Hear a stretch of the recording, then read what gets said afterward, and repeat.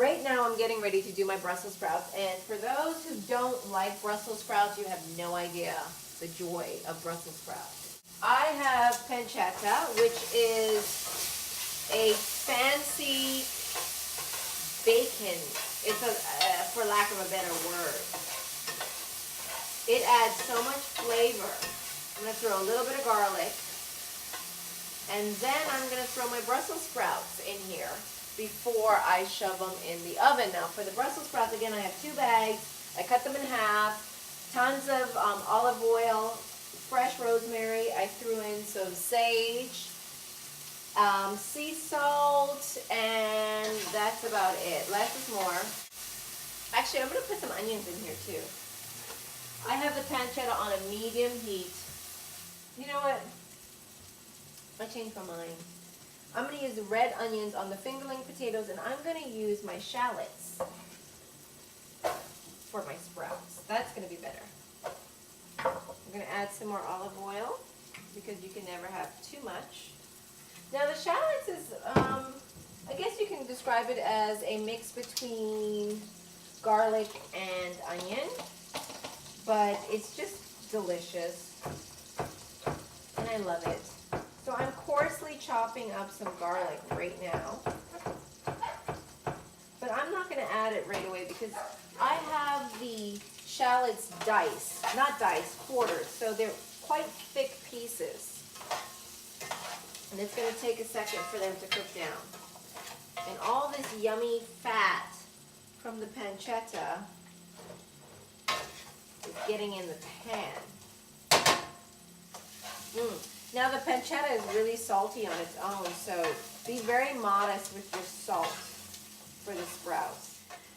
Oh, I love cooking. This is so much fun. Too bad you can't taste it. Oh well. We're going to add our garlic now. I put about 7 cloves of garlic. Now we're adding it to the shallots and pancetta. You don't want to overcook it because we're going to throw it in the oven in a bit. Alright, my pancetta and shallots are cooking down very well. What I'm going to do now, I'm going to remove the pancetta and shallot, put it in a separate dish while I actually work on the sprouts. We're going to reserve the fat from the pancetta, and we're just going to cook in batches some of the sprouts. So I'm going to do it in two batches because you want it to cook pretty evenly. The sprouts absorb a lot of oil, so I'm going to add, gosh, I've almost gone through an entire bottle of olive oil today through all my dishes. So I put about 4 turns around the pan. And I am now on, I'm going to go on a medium-high heat, and I want to just brown it a little bit. I'm going to start with the cut side down on the sprouts. You don't want to move them around a lot. So this is my sous chef, Olivia. Oh, hi.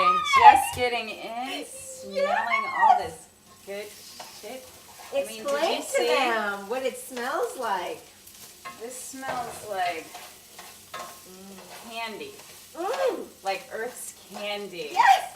I walked in and my glands started throbbing. My mouth started Amongst watering. other things started and my throbbing. nipples started getting hard. If you can't tell, we love food. Yes, me too. Now it's time to incorporate the perfect wine to accompany the perfect meal. Here, here. So my first batch of sprouts are done. And now we're going to start on the second batch, which means more olive oil. You cannot be stingy on your olive oil. It's like the gold of cooking. Sprouts in. Last load. This is an incredible Zinfandel. Isn't it great? Might I add? It's so important to have like a delicious wine to accompany your meal. It's like a perfect pairing. It completes the meal. It does. It really does. And with red meat, we suggest red wine. And because I'm doing this really hearty lamb shank, you want to go with Zinfandel's Malbecs, our Malbec. favorite, or Cabs. Something really, really that's going to handle the weight of the meat. I'm going to mix the pancetta back in and throw this in the oven for another 15 minutes or so. Okay, I'll be back. Stay tuned. Okay, let me show you the sprouts. Look at this. Yum, yum.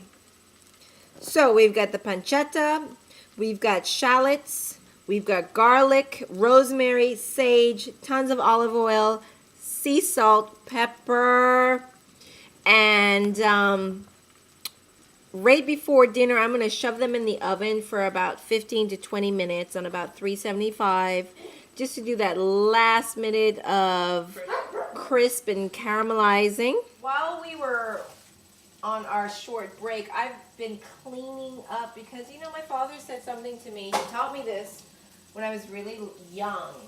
He said a great chef leaves a kitchen cleaner when he's done cooking than when he started. And I really believe in that. It's just so much easier to do damage control instead of letting it all build up and in the end you have this unbelievable mess, because by the time you're finished cooking, I mean, you're really exhausted. You don't want to spend 3 hours cleaning up. So every second you can, just straighten out, put things away, wipe the tables down. You know, it'll make your job a lot easier, trust me.